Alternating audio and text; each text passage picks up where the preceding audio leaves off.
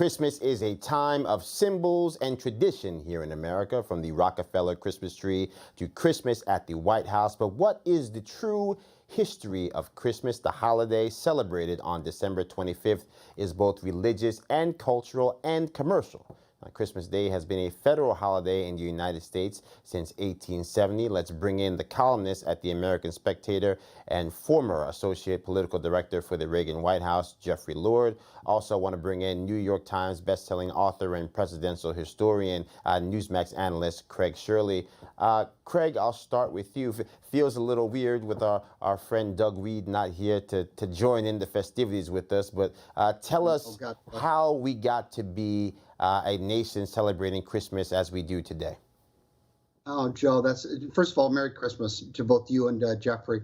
Second of all, is that the history of Christmas, going back to the birth of Christ, is a long and meandering history.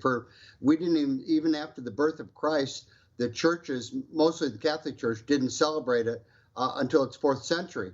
And then they put together the Norse tradition of Yule and the Roman tradition of Saturnalia, which was the Feast of the Children. And out of that sprung the observation of Christmas, which really wasn't even a tradition in the churches as was Easter. So now we have Christmas, which starts about the 4th century, but is sometimes canceled out by the Puritans. They view it as a pagan faith, the gift giving and things like that. And as you said, the Americans, we made it official, made it a federal holiday in 1870, but Christmas was celebrated here at Jamestown. It was celebrated during the Revolutionary War. It was celebrated during the Civil War. And in many ways, the traditions were enlarged upon by Washington Irving, who was George Washington's first biographer, when he wrote books about a kindly old man inviting his poor neighbors into his house for the Christmas season. And of course, we have A Christmas Carol, by Dickens.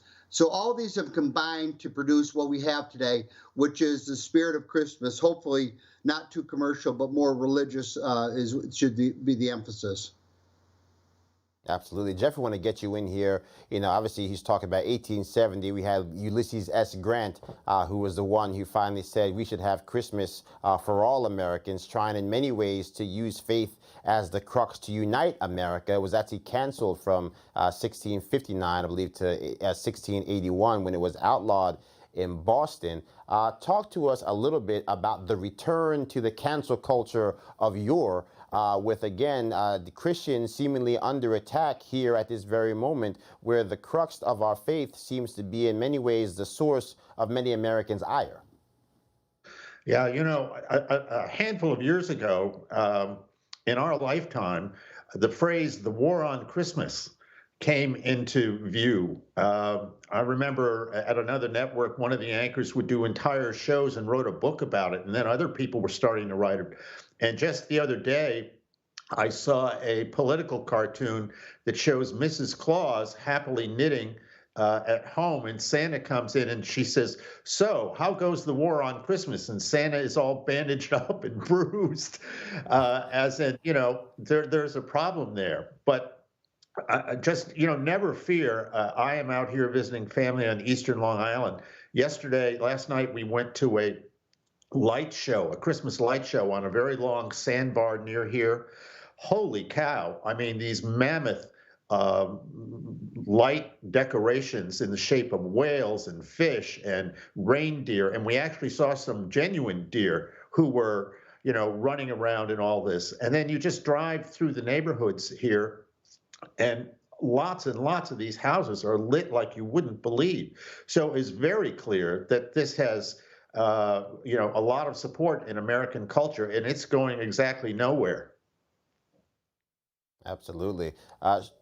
Craig, I want to get you back in here because again, we remind people in many ways we are a nation, one nation under God. It's on our money.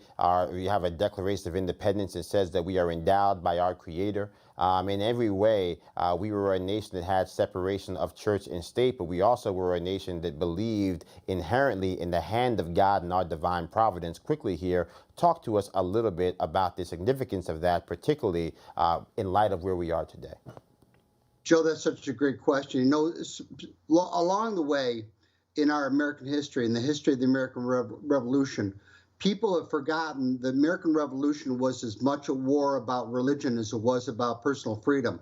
Don't forget that the Church of England was the Anglican Church. It was the official religious arm of it. And they had plenty of churches here that acted as tax collectors, that acted as law enforcement officers, that acted as judge, jury, and verdict over people who practice religion other than the Church of England. So that is, as much as anything, is the history of the American Revolution. It is a history of the freedom of religion for people to practice either Congregationalists, Baptists, American Methodists later, Catholicism at the time. That is much of the history of the American Revolution as it was about personal freedom. And Joe, Absolutely. one other quick thing. Yeah, Jeffrey, go ahead. One quick thing that I'm sure Craig knows and may have heard this morning. I got a note from Tony Dolan, who was the chief speechwriter for President Reagan, reminding that it was President Reagan who began the presidential tradition of calling one member from each branch of the armed services for Christmas. And that tradition has taken off. It's now done with video, and all of his successors as president have done it, but it was begun by President Reagan, and it's a great tradition. Yeah, my son is actually It's like Doug Weed just beamed some thoughts down to us from above. All right. Well, gotta pay these electric bills. But Jeffrey, Craig, Merry Christmas to both of you, and we'll talk to you again soon. Merry Christmas, Joe. Merry Christmas. Hey, I'm Rob Finnerty. Thanks for watching. If you enjoyed this video, please join the conversation in the comments below. Don't forget to subscribe, too. Hit the bell icon to be alerted to breaking news. And remember, there's a whole lot more on Newsmax TV, America's fastest growing cable news network. Newsmax TV, we're real news for real people.